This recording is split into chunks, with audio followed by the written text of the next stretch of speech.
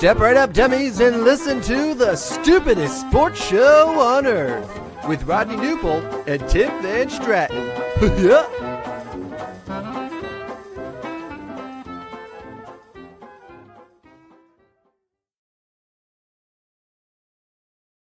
Well, hello, dummies, and welcome to episode number 164 of the Stupidest Sports Show on Earth. My name, as you all know, is Tim the Boolin Wall Van Stratton. I'm joined by he of no nickname, but he of maximum fame, Rodney Newpole. What's up, buddy? How are you? Good, man. I'm wondering about you out there in Hawaii. I know there's a little tropical action. Your first ever. You holding up okay? So far, the house is standing. We are upright. There is for those that don't know, there's a tropical storm. It has a name, so you know it's important. Lala. Tropical. It's like but it's like, I was kind of upset that it's like such a silly name. Like it's literally the name of a Teletubby. You remember Teletubbies? Yeah. One of the Teletubbies named Lala. Yeah. So it's like imagine being in a position to where it's like, oh yes, my house was destroyed and everything I love was taken away from me by the storm named Lala. Lala. Yeah. Like that's pretty stupid. Like it could have been any other name, but yeah. So there's a tropical storm that's heading to the Big Island. I think start tomorrow. Likely to graduate to a hurricane. It's exciting. My first one. If I lose power, there's a chance that I might be able to do the show for a little while because I live kind of in the middle of a jungle and it's not like, Ameren where they just are able to get it back up and running ASAP. It's island time here. So yeah, hopefully I'm back Tuesday and I'm alive and I have a roof. I may have to get a hold of hockey guy Dan or our buddy Aaron and see if they can jump on with this because the show must go on. It's football season. Yeah, no, I'm glad that you would do that. If something happens to me, I want you to carry on my legacy and continue doing the show. Do the win-loss records for every NFL team with someone else. Here we go. But other than that, we've got some storms here in the Midwest, and we're supposed to get some more tonight. But other than that, all good. Other than just destruction everywhere you look, man, it's great. It's big fan. So what's on the agenda tonight? I mean, you plan the show, buddy. I'm waiting for you to take us here. It's a Thursday. What do you want to talk about? Come Thursday. On now. All right, well, welcome to the show. Here we are officially 27 days away from the start of the real NFL season. There is preseason games tonight. We're going to get to those here in just a bit, but 4 weeks from yesterday. And you didn't even realize there's the golf tournament going on. Did you realize there's golf tournament going on?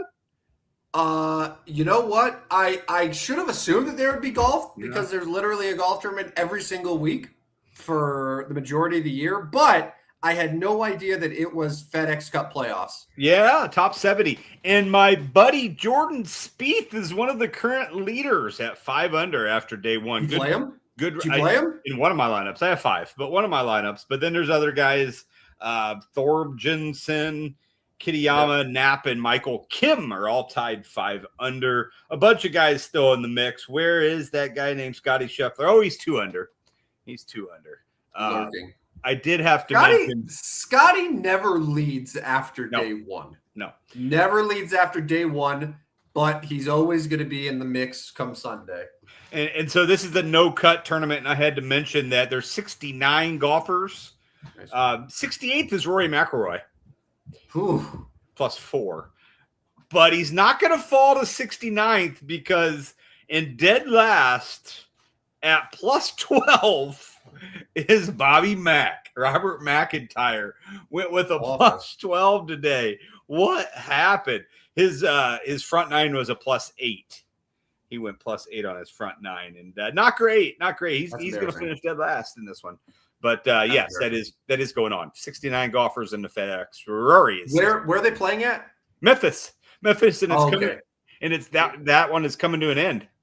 Yes, it's the St. Jude, right? Yes, St. Jude. It is coming to an end. So yeah, that one's going on, and So, anyways, I just thought I'd throw a little golf in there. It was a little unplanned I like it, man. I like it. It's better than what I was going to start with, which was asking you about how ice cream with your mom went. Yeah, so Saturday is myself and my mom's birthday, and we did the ice cream tonight because my wife leaves for Canada tomorrow. What? She's gone for 8 days. What is she doing in Canada for 8 days by herself? Well, she's going with her dad. She's not going by herself. Oh, what are her and her dad doing in Canada for 8 days? Yeah, it'd be fun, won't it? I've never been to Canada, but they'll do some. They're in a camp, like almost like a scout camp. They're just going camping. Okay, so where in Canada specifically? Just over the border, just Cache. Yeah, it's a big ass border, dog. Like I'm saying, like Minnesota. is it okay? So kind of like I'm trying to think of which province is above Minnesota. So is that Manitoba? Is that Alberta? I think it's Alberta. Okay, yeah, because it's like a lot more rural in that area. So it makes sense that that's where the camping would be. I mean, you can't just say the border, dog. Like, come on now. Like, anyways, yeah. But anyway, so we did our ice cream tonight. Just went to the old Curious Creamery uptown. Very good. I just went with the old ice cream cone tonight. Yeah. I took my firstborn and thirdborn to Dairy Queen last night, not knowing we were going to do Curious tonight. So I wasn't really digging like the creamer or the I'm super simple with the ice cream too, man. Like there's all these different options and the ways, and like I know like DQ, they have the blizzards and the conquer and like all that stuff. I'm just like, yeah, just give me a chocolate cone. Like yeah, that's all I need. But it was good. It was good, and I was a little bit concerned that I wouldn't make it back right on time, but I got plenty of time, got the show set up, so we're all good to go. Plenty of time. Yeah. Well, that's good, man. I'm glad that you had some fun. I hope Carly has a safe trip for 8 days in Canada. That's absurd. My first time was last year when I went to Toronto for a couple of days. That was fun. Toronto's very different than where she's going to be. Toronto's very different. Yeah. They're very different. But anyways, I wanted to give a shout out to Gateway Sports. Our friends over at Gateway Sports continue to do a great job and provide a partnership with the show. And if you love sports at every level, there's only one place you need to be. That's Gateway Sports. They cover it all. Preps, college, and the pros. Real coverage, real voices, real passion for the game. From live shows to podcasts, Gateway Sports connects the region like nobody else. Proudly powered by First Form and Recalibrate. Visit gatewaysports.net. Every level, one Gateway. More simple and quick. Thank you, Gateway Sports. We appreciate you, and I hope you are enjoying the Cardinals here as they're 2.5 out of a wild card. Philly's going to win tonight, so they're going to be 3 out. But I hope things are going well for the boys over at Gateway Sports. Massive shout out to Gateway Sports. Massive weekend series for the St. Louis Cardinals. Yeah. The Cubs are coming in wounded now, man. Like, we thought that this was going to be a red-hot team. I said they were going to score 12 runs today. They got shut out by the Nationals. They did get shut out. That's interesting. And it was interesting that they did not complete the sweep and they got shut out. I don't know about wounded. Wounded animals. They're coming in like they just need to be put down, man. And the Cardinals are right there to do it. Cardinals are red hot. Cade Savali, 8 innings, 1 hit today, 10 strikeouts. Holy smokes! But my concern is Matthew Liberatore tomorrow and Michael McGreevy on Saturday. Not great. But anyways, let's talk a little football first. Well, we can get back to baseball, but let's talk football. Tonight there has been some preseason. There's been 6 preseason games. I heard Colin Cowherd mention today he's going to watch them all. What a sicko! What an absolute sicko! He's not. No, his staff will watch them and then tell him about them. But no, Colin Cowherd's not going to be watching every single preseason game. Get out of here. Yeah, come on, dog. Final from Cincinnati. Bengals beat the Lions 16-14. Old Fighting Illini quarterback Luke Altmaier, 13 of 22, 130 yards, 2 interceptions for the Lions. Josh Dobbs played a little bit now on the former Patriots backup from last year. I don't know what to say about this game. Looking through the stats, Joe Flacco is the backup in Cincinnati, and he threw a touchdown. He was the only passing touchdown for Cincinnati. I don't know anything to talk about Detroit, Cincinnati tonight. I don't know. I mean, my Bengals, huge win. Yeah. It's learning how to win these close games, even if the games don't count. You Yeah. just need to put yourself in that position. And my man Joe Burrow was 5 of 6. Yeah. He looks sharp. He's ready to go. Yeah, so that one's finished. The Chargers are ahead of the Texans 13-7.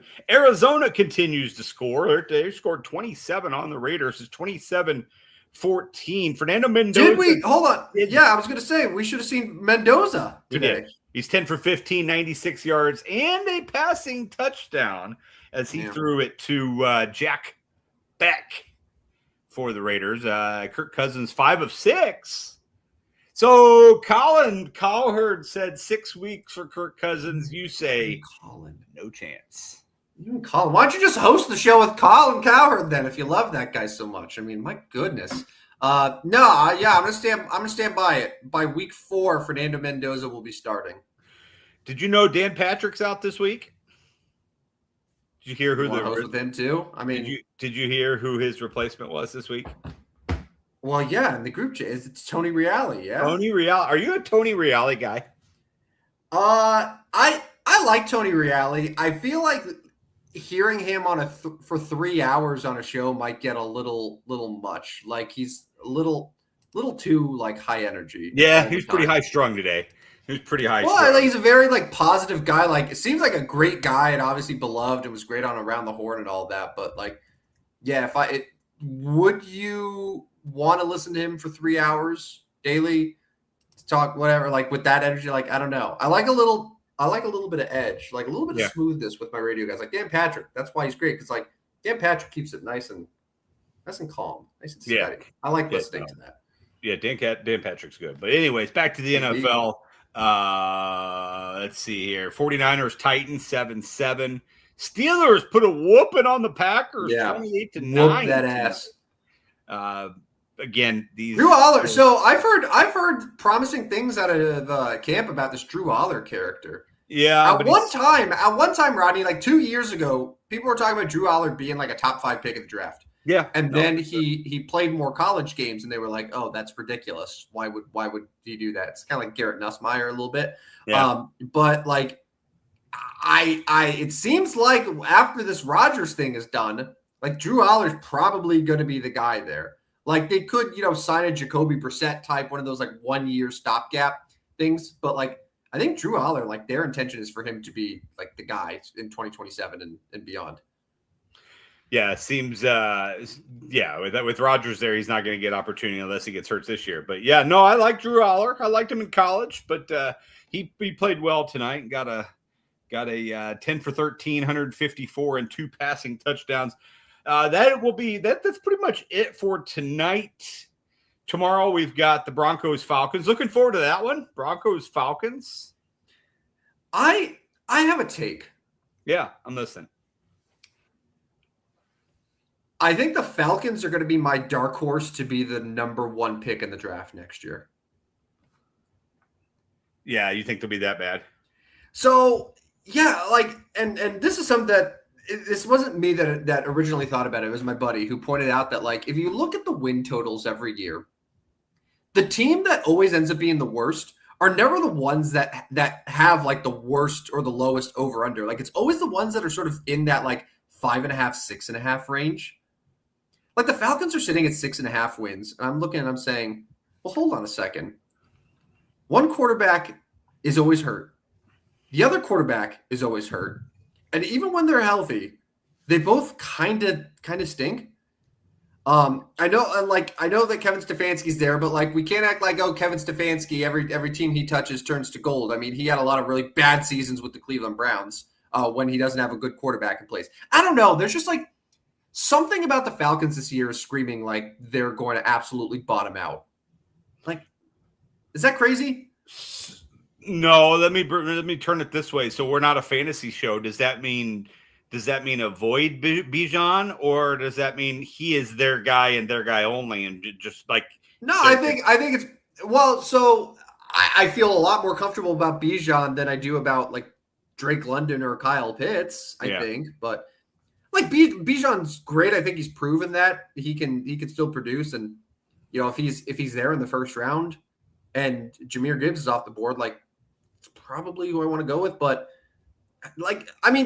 so like with Miami last year, like Devon Achane was their only real producer for much of the season, but like he was still super valuable. Yeah, no, you're right.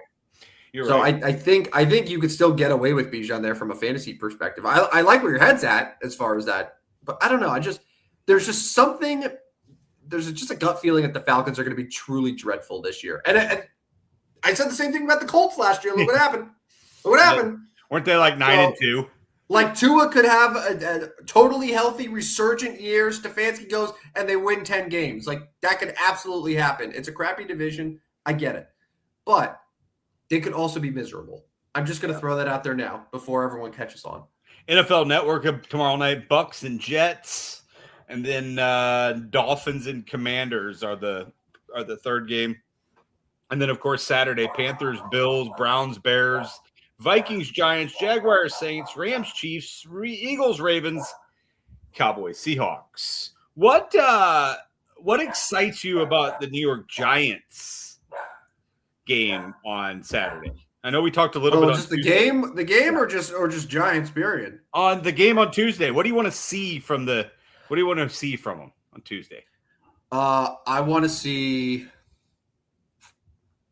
Arvell Reese. I want to see Cam Scatterbo back on the field if he's playing. I want to see Dart in a Matt Nagy offense. I want to see how the secondary holds up against Kyler Murray and J.J. McCarthy as a secondary that I think is probably the weakest unit they have right now, just overall. I think that there's plenty of intrigue. Like Malik Neighbors isn't going to be on the field in any of the preseason. Like they need to absolutely rest him to be available week 1. That would be nice. And then probably, God willing, we see Odell Beckham Jr. in a New York Giants uniform again for the first time since 2018? That's what I'm looking forward to. What are the odds with your storm situation and you can actually watch this? Ooh, it's the good news is it's very early for me on Saturday. It's like 7 a.m. Saturday in Hawaii. Yeah. So that's the positive. I'm hoping that if the power's going to go out, it's going to be more later in the day on Saturday. So I think that the odds are actually pretty favorable for me to watch this game. Right. And I will be watching. You hear that, Colin? I will be watching the preseason football. But I only care about Giants preseason games. I really cannot stomach the idea of watching two teams I really don't care about play an exhibition game. Yeah, I'm with you. It does nothing for me. I'm with you. But they were on tonight. They were on, and they are options. But also the Field of Dreams game is on too. And I have a few. I have a few in my best bets for betting tomorrow. Crazy! You're an insane person. Insane people bet on preseason football. And I'll go one better. I bet the Lions plus 6.5 tonight, and they scored a touchdown with 1:28 to cover the spread. How do you even? What's your thought process there? I know you famously don't really have a thought process, but what is the thought process for a preseason game where the second half is a bunch of guys that you never play? 6.5 was too many points. That's the thought process. Pretty simple, right? Well, how do you know it's too many points when you don't even know who the players are going to be? Ed Campbell's the head coach, man. He's not preparing his boys to lose by 7 or more. They backdoor covered. Easy money. Anyways, 16-14. I covered last second. Nice work, Lions. Your Bengals gave that one to me. Anyways, that's a little NFL talk. I know you wanted to bring it. Well, we both wanted to bring this up. I'll let you, maybe if you find it or maybe you know what this quote is exactly. But Ben Johnson had an interesting quote. Second-year wonder boy. And the media likes the Bears this year. The media loves the Bears, which is it's kind of weird that they like the Bears so much, considering that how they won a lot of their games last year and sort of the effects of the first-year coach. And I don't know, I feel like everything sort of broke their way and people are just assuming that they're going to continue to break their way, even though I don't know if the roster is necessarily as good as it was last year. Yeah. Anyways, Ben Johnson had an interesting quote. So Ben Johnson, he did it wasn't really an interview. Dan Pompei from The Athletic sort of did a sort of like behind the scenes look at the Bears, their training camp, behind the scenes look at Ben Johnson, and very fascinating guy. You kind of already knew that though from when he was with Detroit. But the quote that really stood out to me. So this is from The Athletic. Ben Johnson told Dan Pompei, quote, "I want to have the highest scoring offense in NFL history." Said, "I want more than the Super Bowl. I want to have the highest scoring offense ever, which happens to be the 2013 Denver Broncos. I know how many points per game they scored, and I want to surpass them. I want shutouts. I want blowouts." So the high-scoring offense was the Denver Broncos. That was Peyton Manning in that ridiculous MVP year where they had 37.9 points per game. It's a lot of points. So he thinks that this Bears offense can average more than 38 points per game. And he wants to win 38 to nothing. Yeah. So I'm going to tell you some of the all-time highest-scoring offenses, okay, in NFL history. All right. And then I want you to just think about these teams. I'm going to give you 6 of them, okay? And then I want you to tell me at the end what they all have in common. You ready? Yeah. Okay, so number 1 is the 2013 Denver Broncos. Number 2 is the 2007 New England Patriots. Number 3 is the 2018 Kansas City Chiefs. That was Mahomes' first year as a starter. Number 4 is the 2011 New Orleans Saints. Number 5 is the 2024 Detroit Lions. Number 6, greatest show on turf, 2000 St. Louis Rams. You also have the 2011 Packers, the 2016 Atlanta Falcons to round out the top 8. Rodney, off the top of your head, what stands out about any of those 8 teams? Well, they all have pretty much Hall of Fame quarterbacks. They do all have Hall of Fame quarterbacks. That's true. We got Peyton Manning, we got Mahomes, we got Brady, we got Breeze. I mean, really, Goff is the only one that sort of stands out there. So that is a very accurate observation, but I was looking for something else in particular. How many of those teams that I just listed in those particular seasons won the Super Bowl that season?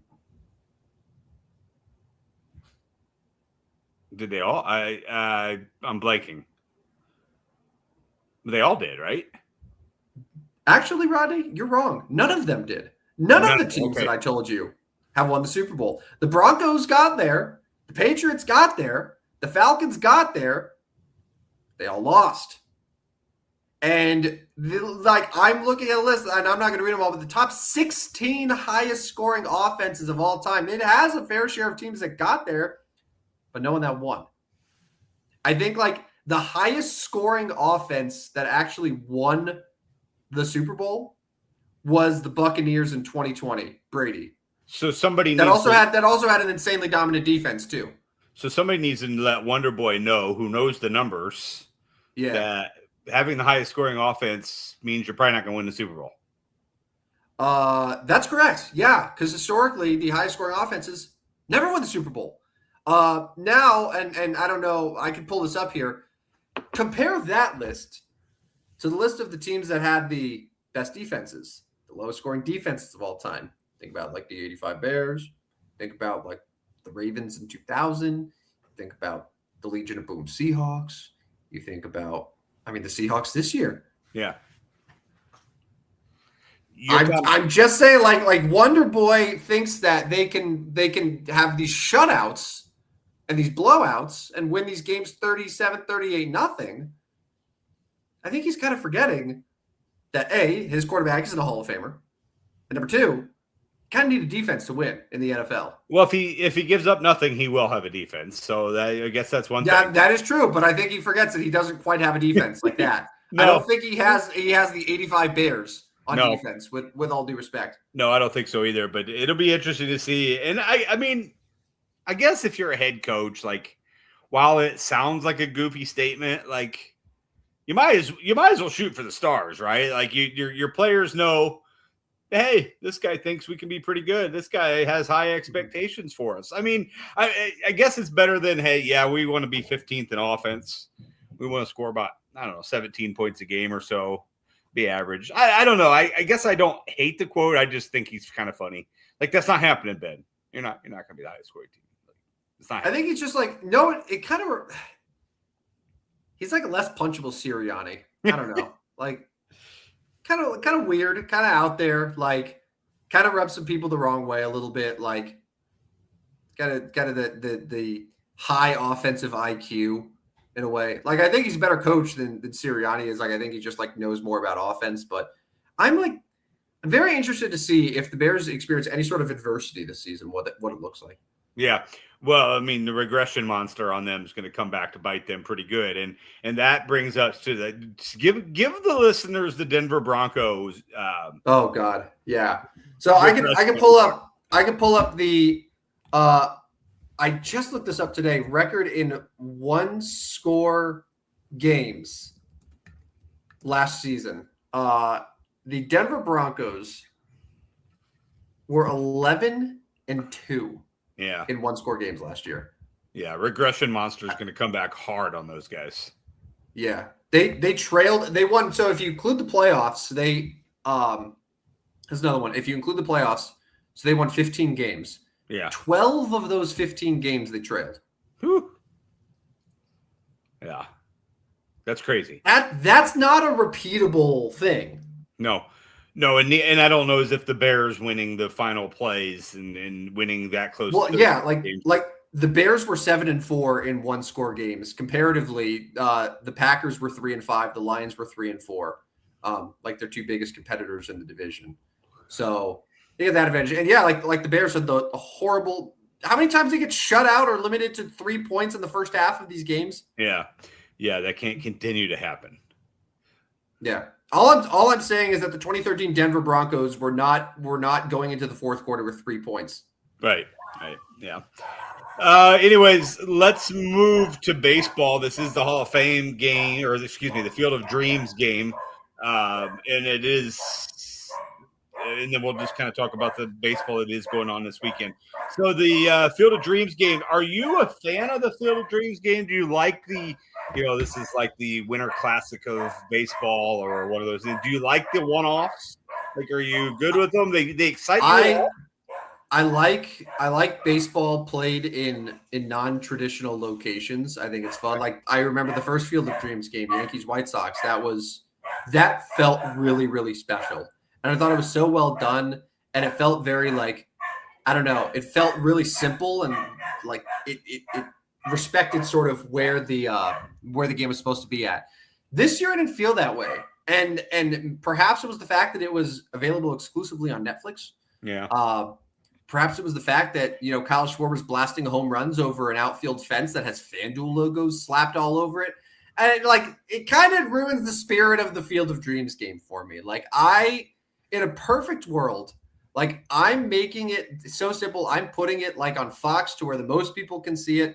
I'm putting it, there's no ads in the field, very minimal crowd, let it be as just sort of bare bones as possible and just let sort of just the fact that they're playing in a cornfield in Iowa sort of speak for itself. That's my gripe. But as the whole concept of playing a game somewhere that's different, that's not just a regular stadium, I like it. I like it a lot. Yeah. There's no others. They were doing so. They do at the beginning of the year. They did Mexico or wherever they went this year. I don't know as if there's any other one-offs this year. Are they not doing the Little League game again? Oh, Williamsport. That's probably right. It's probably soon. That's probably soon then, because the Little League World Series will be coming up here soon. Should be. That's a good thought. There probably is. Yes. Yeah. Did you like seeing the Hall of Famers all emerge from the grass? Yeah, I mean it's fine. It's fine. It didn't do a whole lot for me, but do you think Barry Bonds liked it? Barry Bonds? Yeah, like him just being there and seeing all of these guys in the Hall of Fame all coming out there, and he's just checking them out, seeing what's up. Yeah, I'm sure he liked it. Yeah, probably not. But Washington Nationals blanked the Cubs. We talked about that at the start of the show. The Red Sox finally won again. It's all weird. Red Sox are weird, man. What is this team? What is their level?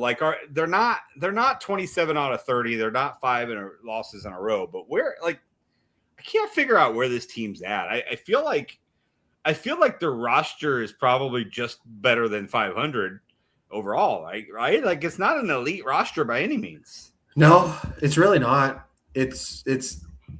I think their ultimately their record is going to end kind of around where like their expected record was before the season started. I don't know what their preseason win total was, but I wouldn't be surprised if it sits around there like 80 something. Yeah. Like they started awful, then got absurdly hot, and then are just going to sort of like coast their way through the rest of the year, and then end up with like 85 wins. And then Vegas will be like, see, exactly how we drew it up.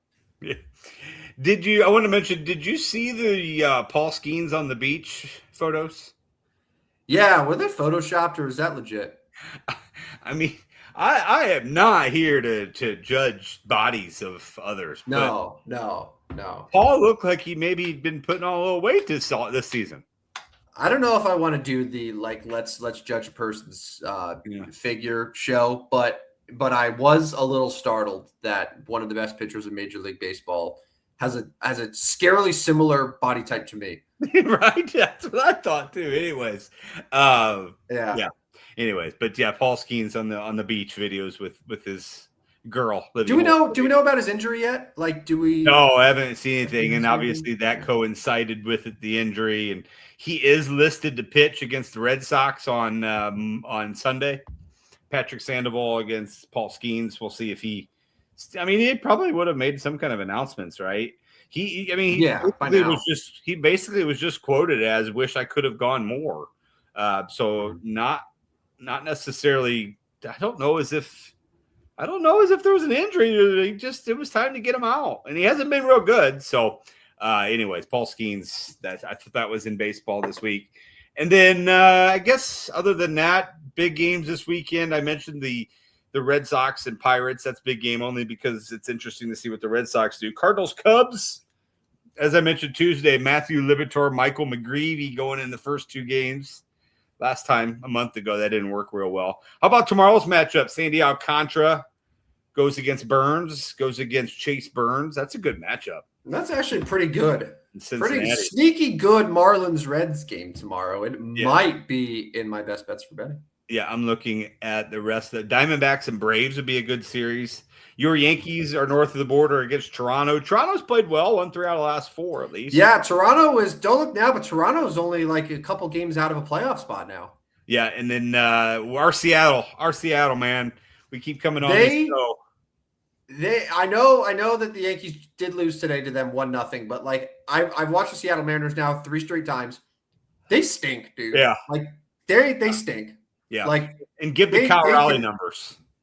Oh, okay. All right, hold on one second. Do you want the total stats for Cal Raleigh? Yeah, let's do it. All right. Let's put me on the spot here a little bit, but that's okay. I'll bounce back. I mean, he's almost 30, by the way. He's going to be 30 next year. He's not a young guy anymore. I mean, the dude's hitting 161. Yeah, here we go. So Cal Raleigh, it's at 161. His on base is 270. His slugging is 301. For perspective, last year he slashed 247, 359, and a slugging of 589. His slugging has dropped by almost 300 points year over year. That's wild. He's got 12 homers. He has 12 homers. Yep. 43 RBIs. But this is the one that gets me. He's got 51 hits. And he have 62 homers last year? He had 60. Just 60. Let's not give him the judge number here. 60 homers last year. This year he's got 51 hits. 26 runs. Last year he touched home plate 110 times. This year he's touched it 26 times. Yeah, it's wild to me. It is. And we were talking about this before the show. Like, I believe that Cal Raleigh, to go from a 60 home run hitter to what might be the worst player in baseball, like his WAR has dropped by 7.3 points year over year. I think this is the biggest year over year drop that we've ever seen from a baseball player. Yeah, I can't, off the top of my head, I don't got nothing else that can compare to that. Would be a comparison to that. That's wild. Yeah, because like Andrew Jones, like everyone talked about like awful Andrew Jones was when he went to the Dodgers, his 1 year with the Dodgers. But like the year before in Atlanta, he was at a WAR of 3. Yeah. And then he went to negative 1.6. That's a big drop off, but that's not like Forehand. Cal Raleigh level 7.3. The only other ones I was thinking was like Chris Davis, Yeah. like Chris with a C Davis. Yeah. Completely fall off a cliff. Yes. Chris Davis, yeah. So 2013, he had a 7.1 WAR. Following year, he had a 1.1 WAR, but he still had 26 homers. He just he wasn't very good. But then the next year, he was back up to 5, and then a WAR of 3. But then after that, he was totally negative. So kind of like a slowly started to creep down. But like Cal was over 7, and now he's in the negatives. That's wild. Yeah. Crazy. Yeah. Let's move on. Full NBA schedule has come out. What do you think about the NBA schedule? What I know we talked about Christmas Day. We talked about opening day, opening week. Do you like the NBA schedule for 26, 27? I don't want to overreact, but I believe this is the best NBA schedule we've ever had. Ever. Yeah. We have had the best opening night, I should say. Best opening week, best Christmas, best President's Day, best MLK Day, and then the whole year. I think it's the best NBA schedule we've ever seen. Every single game's great. The national televised game distribution is kind of interesting to me. The Lakers lost LeBron James, and they lost exactly 0 nationally televised games year over year. Oh my God, we haven't talked about the Lakers getting sold. Yeah, I don't know if weird. we have time for that today. That has to be one of the strangest sales stories that we've ever seen. Yeah. I digress, though. The Lakers, though, they had 34 nationally televised games last year. They got 34 this year. So that Bob Iger effect. Which is the max, right? It is the max. Yep. Sixers, no surprise, have 34. Spurs have 34. Knicks have 34. So the 4 teams that we're going to see the max this year. I'm kind of surprised the Spurs have 34 as well. Yeah. I mean, Wemby. But, Wemby, yeah. Didn't I see where like the Grizzlies had 3? The Grizzlies have 2. So there's 5 teams with 2 nationally televised games, Rodney. Would you like to guess them? I just gave you one, the Grizzlies. Who else? Grizzlies. Are the Bulls one? No, the Bulls. It's got to be the Norm Powell effect. The Bulls are sitting pretty with 3 nationally televised games. Brooklyn Nets. Brooklyn Nets, yep. Sacramento Kings. Sacramento Kings, yep. 2 more. Milwaukee Bucks.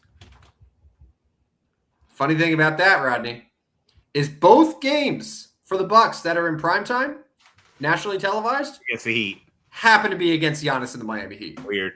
Yeah, weird how that works. Yep. And then the last team, if you can guess it, I'll give you one guess. I can't think about this one. Is it? I don't. They're that forgettable. It's the New Orleans Pelicans. Yeah, bad. Poor Zion. Your Charlotte Hornets have 6 nationally televised games this year, which is the same as the Utah Jazz. You know what surprised me? The Raptors, potentially with Kawhi Leonard, only have 7 nationally televised games this year. Yeah. Yeah, but so you like the schedule? Best schedule ever. Yeah. That's what I'm going with here. Yeah, I think it's great.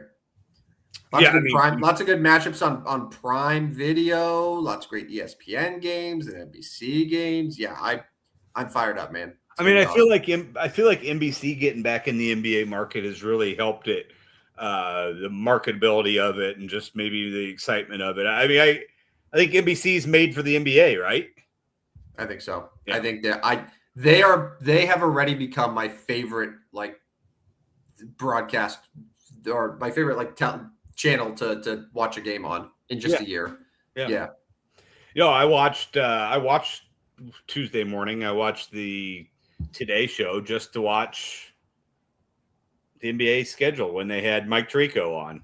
Now it was leaked on Shams had it, of course, before the show had it, but that was the reason I had NBC on. So, anyways, let's move to the NFL division. We'll spend 10 minutes talking NFL division. We can do our best bets for betting, and then we can remember somebody here in the last 20 minutes. Every show here before the NFL season. And by the way, we still got to have our NFL special, our win total special. Have you done your win totals yet? So I've started it, and I'm almost through the AFC. I need to get started. Yeah, I would recommend getting started. and then we need to put a date, and then we need to do our show. Anyways, we've done we're gonna talk about a different division every show. We've done the AFC West, we've done the NFC West, so we have 6 left, and I chose to go with the NFC North, where some are saying this could be the most competitive division in all of the National Football League. It features the Chicago Bears, the Detroit Lions, the Green Bay Packers, and the Minnesota Vikings. Minnesota is likely going to finish 4th, aren't they? Maybe. I mean, I guess they are the likeliest to finish 4th. But how much of an impact will Kyler Murray have? Because this could go one of two ways. They could be, Minnesota, they've lost some momentum. Kyler Murray just hasn't quite figured it out, and they're a distant 4th in the division. But you got to remember, like last year, they were not a bad team. Like how many games they win last year? Was it 8, 9? Yeah, I think it was 9. And that's with the quarterback situation that was really rough. So if Kyler Murray has like a Sam Darnold-esque improvement just playing under that coach, I mean, that team could win 10 games. Yeah. I don't think they're going to be awful. Just because they have enough in place to be able to survive there. Like honestly, I'll tell you one that I think a lot of people aren't talking about. Like the Green Bay Packers are not going to have Micah Parsons fully healthy for a while. Right. Josh Jacobs is kind of going through it. I'm not as high on the Packers this year as I've been in previous years. And I'd be shocked if they were last place team with 7 wins? I don't think so. I mean, we have seen a lot of ups and downs from Jordan Love, right? Mm-hmm. So, yeah, I mean, you got no Parsons. I mean, he's not looking to come back until, week 8, week 10, somewhere in the middle of the season? Is that it's like over half of the season because he got hurt late last year. Yeah. By the way, our first tie in NFL preseason tonight.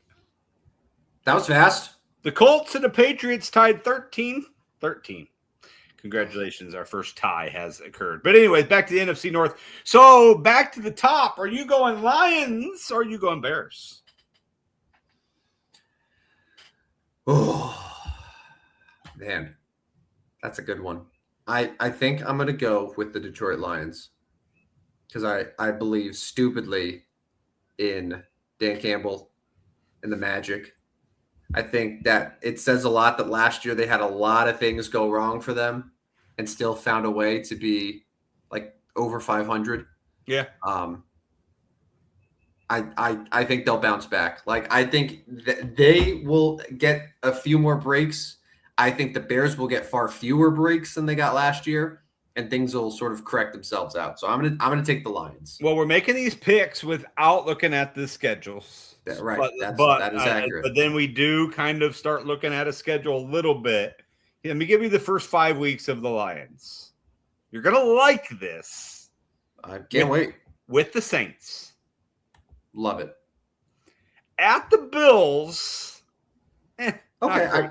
First game at the new stadium, but it's not gonna be cold. You're not playing Buffalo in the snow. It's a Thursday night, so a short turnaround. Yep. Saints Sunday, Bills Thursday. Yep. And then you gotta like this. It's with the Jets. Like it. At the Panthers. Now, last year at this time, we were easy win. Panthers are scrappy. Scrappy team. Panthers are scrappy. And then at the Cardinals, who we think could be probably the worst team. So, an opportunity for Campbell and the boys to go 4-1. If you lose at Buffalo, okay, you need to win in Carolina 4-1. From there, it's Packers, Vikings, Dolphins, Patriots, Buccaneers, Bears, Falcons. So they get the NFC South with the they get the Falcons at least. They don't. Yeah, they get the whole NFC South. They get the Panthers. Do they get the Yeah, Buccaneers, Falcons. Okay, Yep. so they get the Yeah, Falcons they host- in there. That's a team you Yeah. don't think is going to be very good. So Nope. they get the Titans as well. So this Lions team not winning the division, obviously falling back a little bit, has a favorable schedule. I'm with you. I'm taking the Detroit Lions over the Bears. I know there's so much hype over the Bears. On the other side, let's run down the Bears schedule real quick, see what you think. With the at the Panthers in week 1. I mean, it's not a gimme by any means. With the Vikings in week 2. Mm-hmm. Struggled against the Vikings last year. With the Eagles on Monday night in week 3. That'll be a fun one. Yeah. With the Jets in week 4. Yeah. At the Packers. At the Falcons. With the Patriots on Thursday night. And then they go at Seattle with Tampa Bay. So that's kind of their first half. I see a slight nod to the Lions there. It's pretty similar schedule, but I see a slight nod to the Lions there. Yeah. Bears. For me, it's more like after the bye. I think the Bears' second half is really where you're going to see it. So they host the Saints, who I haven't figured out where I'm at on the Saints yet. Like I've seen a lot of people pick them to win the division. I need to think about that more. But then it's at the Lions for Thanksgiving, hosting the Jaguars, at the Dolphins, at Buffalo. In the cold. Then you host the Packers, host the Lions, and then you end the year at Minnesota. So 3 division games to end the year. They get the Bills on the road in the cold. Lions get them on the road December. in September. So yeah, there's a difference there. They do go to Miami in December, so they get a little warmth there. But I don't know. I'm going to go with the Lions. These are basically first instinct predictions. We'll do our schedule reveal and our picks here in the next 27 days or so. So Packers are third for me. I'm not going to take the Vikings over them yet. I do agree in some of your comments on Minnesota and then some of your comments on Green Bay. There are major questions. And you look at Green Bay's schedule, they're at the Rams this year. Whew, that's not great. They take on the Texans, which I know several of the teams do, but take on the Texans, that's not going to be an easy one. So Green Bay should be interesting. Off the top of my head, I'm taking Detroit, Chicago, Green Bay, Minnesota. Yeah, off the top of my head, I will go Detroit. I'll go Minnesota. I'll go Chicago. I'll go Green Bay. Off the top of my head, I need to plug it in. So these are like the gut feelings, and then I'll actually go and make the picks, and I'll be like, oh shit, I accidentally picked the Packers to win 13 games. Yeah. Which could happen. And you know what's funny? I just looked. So I have most of the AFC filled out. Oh boy. Hurricane warning is in effect. Oh, brother. Okay. There you go. It's already started. Yes.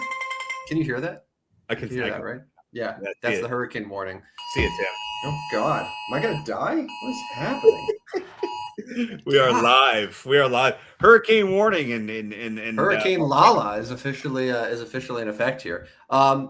But yeah, no, I was going to say, I was looking, I've made AFC picks, and the AFC games that the Packers have played, I've had them winning all of them. So I was like, oh, I already have the Packers at 6-0 before I've even done the rest of their schedule. So that's a problem. That's an issue. Yeah. All right, let's get to our best bets for betting. We got about 10 minutes left here where we took last week off from this. And just a reminder, you are winning, and you are winning by 6 games. I am that, which is way under 500, and you are 104, 106, just barely under 500. It's better. But football's here, and I'm ready to make my ground up now. Just a reminder, I am making some picks on Substack, so make sure you sign up there. It is up there in that corner. But let's do our best bets for betting now and see what happens. All right, here are my picks. I'm going to take the Cubs tomorrow on the first game of the Cubs-Cardinals series at Wrigley. Now, I believe both teams have won 5 in the season series. If I'm correct, it was 2-1, 3-1 Cubs. So yes, I believe it's 5-5. So it is the deciding 3 games of the season series, although that means absolutely nothing but bragging rights for fans that don't actually care about the standings. So I'll take the Cubs. My issue is Matthew Libator and Michael McGreevy. The first 2 games, I've mentioned that several times. They got rocked in Busch. I think they'll get rocked in this one. It is Clay Holmes for the Cubs. What did he do in his first start? He went 4 innings, 6 hits, 4 runs. So not great, but I'll take Clay Holmes and the Cubs tomorrow. My second game, I'm going to take the Guardians over the Padres. 2 teams trying to make the playoffs. Padres have been hot. But for some reason, I'm a Gavin Williams fan. I see him That's going. the first time anyone's ever said that sentence. Yeah. I like what Gavin Williams can do. He's got 11 and 6, 3.55. I think he's got good stuff. I think at home, the Guardians beat the Padres. I'll take them minus 130. I'll move to the Drama League, the WNBA, where Caitlin Clark, Sophie Cunningham, and the Gals are back in play in Dallas. They'll take on Paige Becker's Ozzie Fudd. What a game. I know you're excited. But I'm going to take the Fever in Indianapolis to win that one. They played well. Every WNBA game that you bet is either the Fever or the Valkyrie. Yeah, Valkyrie don't play tomorrow. I'll take the Fever over the Wings. Fever looking for the 3rd straight, going 10 games over 500 in Caitlin Clark. The playoffs, WNBA playoffs start fairly soon. So here we go. There's that one. I'll go to NFL preseason. Yes, I am a sicko, as you say. I will go the Broncos over the Falcons. Why? Because the Falcons are so bad, they should not be a 4.5 point underdog against anybody. I'll take the Broncos to cover that one. And then the last one, the Dolphins and Commanders. The Commanders are at home taking on the Dolphins. I don't even know who's playing in this one, but I don't care. Washington at home should not be a 3-point underdog against Miami. I feel like the Commanders. I feel like we all moved on so fast from Stephon Diggs signing with the Commanders. Are we just done with Stephon Diggs? Like, do we just we don't care? Even though he was the number 1 receiver on a team that went to the Super Bowl last year. He had a pretty good year last year. I'd like to say he was pretty solid, and he's essentially going to replace Deebo Samuel. So it's like Diggs and McLaurin. I'm kind of like that. Yeah, no, I like it. I like the Commanders. I think they'll be a bounce back team. But anyways, there's my 5 predictions, my 5 best bets. I'm looking forward to a 5-0 start. By the way, in case you're wondering, the show is totally derailed by me getting the loudest weather service hurricane warning notification. I actually read the notification. It says this warning is issued up to 36 hours before hazardous conditions begin. So this wasn't an alert of take cover now. There's a hurricane happening. This was, by the way, this is happening 36 hours from now. Yeah, but that's right around New York Giants football time. It didn't need to be that aggressive, is what I'm trying to say. A normal sound would have totally worked. That's right around Giants football time, though, bro. It is. It is. That honestly is my first and only priority for getting through the weekend. Don't worry about how your wife's hanging out over there. No. She, first time she's ever been in a hurricane. She's fine. She's fine. Go heat up a can of soup over the flat top. We're fine. Gotta watch the game. Yeah. All right, my best bets for betting. I'm trying to right the ship. I've had a couple pretty bad weeks, and I don't want to let Rodney get back into this thing. But we're going to go all 5 baseball games again. Number 1, the Marlins and the Reds. This might be the pitching matchup of the entire Friday slate. Sandy Alcantara against Chase Burns. I'm going to take the Fish, though, on the road in Cincinnati. Give me the Marlins. By the way, poor Hunter Green. See ya for a year and a half. Yeah, at least. Sucks. That's brutal. Tigers. This is a big series. Tigers and the White Sox. Detroit is hosting Chicago.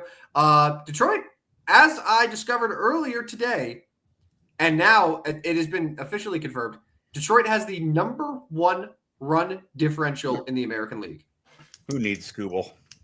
Who needs them? All I'm going to say is Detroit is hosting the White Sox for a 3-game series, and they're 2.5 games back in the division. Do the math. But I'm going to take the Tigers to get a big win tomorrow night. The Nationals and the Mets, kind of a game that doesn't really mean too much, but I'm going to take the Nats on the road there. They won 7-0 against the Cubs today. I think that they'll keep it rolling tomorrow. Brewers and Dodgers, that's a great series. This could have some big implications in the order of the playoff race for the National League. But I'm going to go with neither team. I think this is going to be a lower scoring game. The Dodgers offense hasn't really been super sharp. Yamamoto's on the mound. And plus like Dodgers like minus 180. That's just gross. So I'm going to take the under in this game. And then lastly, the Astros and the Mariners. I got to see the Mariners firsthand. They stink. Now they got to go from New York to Houston to take on Peter Lambert and the Astros. Astros still in first place right now in the American League West. Seattle's 5 back. Give me the Stros at home Friday night. So I got, what is that? 3 favorites, 1 dog, and an under. A little variety there for my best bets for betting. So, all right, let's remember someone. Good work. All right, yep, let's remember someone here. Final few minutes of the show. I went with the National Football League and went with a running back, maybe because he played for my St. Louis Rams, but he's going to be remembered by many throughout the NFL. Good player. Remember Steven Jackson with a V, not Steven Jackson of the NBA. It's Steven Jackson, now 43 years old, same age as me. That's wild. Yeah. I'm 11 months older. He is the Las Vegas, Nevada native St. Louis Rams, most known for. It worked out quite well for the Rams to go from Marshall Faulk to Steven Jackson. It did. Without really missing a beat. Yeah. He was first round pick. Yeah. And was his rookie year, was Faulk gone by 2004? Yes, right? Yeah. Yeah. So yeah, really. So like first round pick and immediately just sort of like, here you go, be the running back now.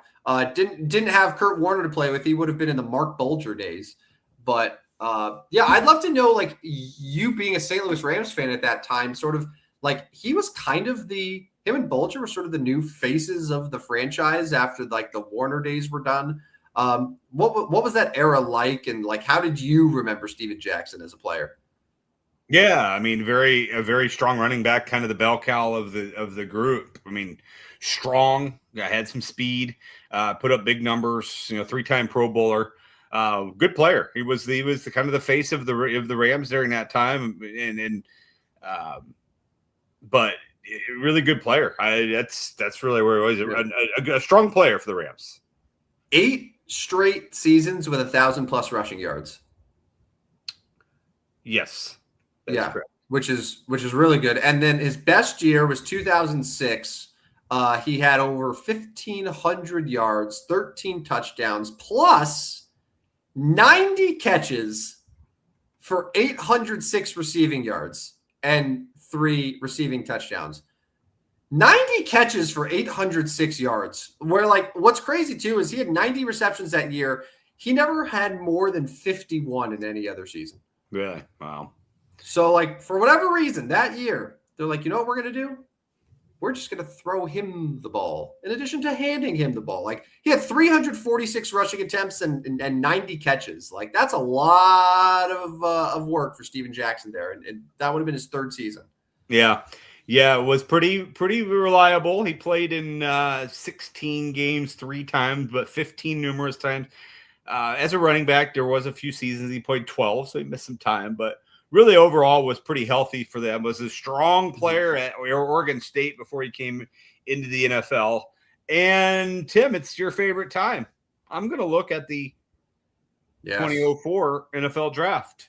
Oh, I remember this one. Can I say, before we get to that, just a couple more fun Steven Jackson facts? Yeah. The 19th player to rush for 11,000 yards in a career, and only the 4th player to rush for 1,000 yards in 8 consecutive years. His 7 seasons with 1,000 rushing yards and 300 receiving yards was 3rd most by a running back. So very consistent career, a good long career for a running back, but honestly, like, kind of forgotten because his peak happened at the same time that Sean Alexander and LaDainian Tomlinson were scoring 25 touchdowns a year. Yeah, no, for sure. Very, very good running back. But yeah, you're right. Was kind of dwarfed by them and their numbers. But yeah.